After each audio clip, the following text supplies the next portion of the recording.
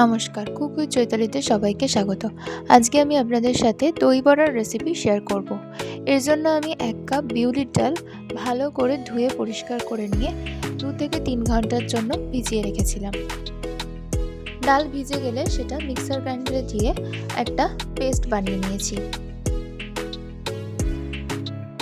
সেই পেস্টটা একটা পাত্রের মধ্যে নিয়ে তার মধ্যে লবণ, কাঁচা লঙ্কা কুচি আর কুচিয়ে রাখা আদা দিয়ে তার সাথে মৌরি, সামান্য পরিমাণে লঙ্কা গুঁড়ো দিয়ে ভালো করে হাতের সাহায্যে ফেটিয়ে নেব।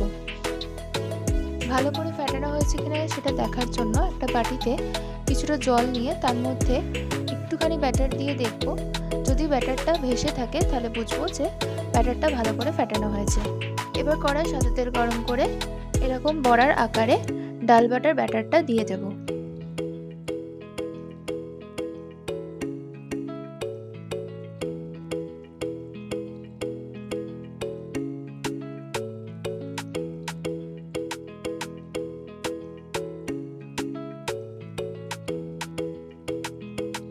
একদিক ভালো করে ভাজা হয়ে গেলে অপর দিক উল্টে দিয়ে ভালো করে ভেজে নেব। বড়া ভাজা হয়ে গেলে সেটা তুলে নেব। এবার অন্য একটা পাত্রে গরম জল নিয়ে নিচ্ছি, তার মধ্যে দিয়ে দিচ্ছি লবণ।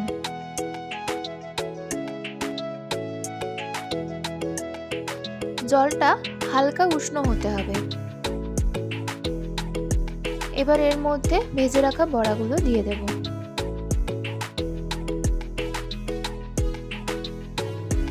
মিনিট 10 ভিজতে দিয়ে এই সময় দইয়ের ব্যাটারটা বানিয়ে নেব। কড়ায় তেল দিয়ে তার মধ্যে কারি পাতা আর শুকনো লঙ্কা দিয়ে একটা ছক রেডি করে রাখবো।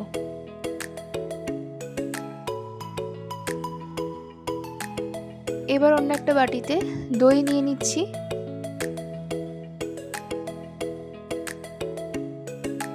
এবার এতে একে একে যোগ করে দিচ্ছি লবণ, বিট লবণ, আমচুর পাউডার, সামান্য পরিমাণে লঙ্কা গুঁড়ো আর রোস্টেড জিরে গুঁড়ো, সাথে যে ছকটা বানিয়ে রেখেছিলাম সেটা দিয়ে দেব।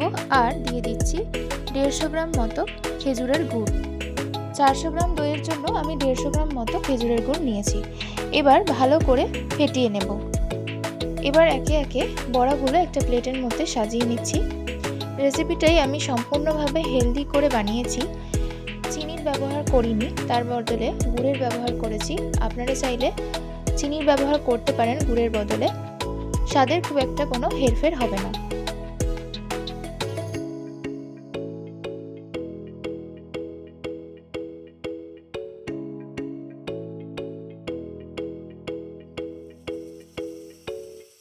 এর ওপর দিয়ে এবার দইয়ের মিশ্রণটা ছড়িয়ে দেব।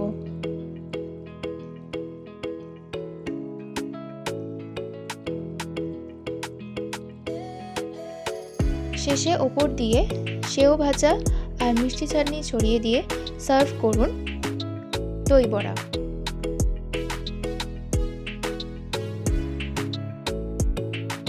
রেসিপিটা ভালো লাগলে অবশ্যই লাইক এবং শেয়ার করবেন, কমেন্ট করে জানাবেন কেমন লাগলো।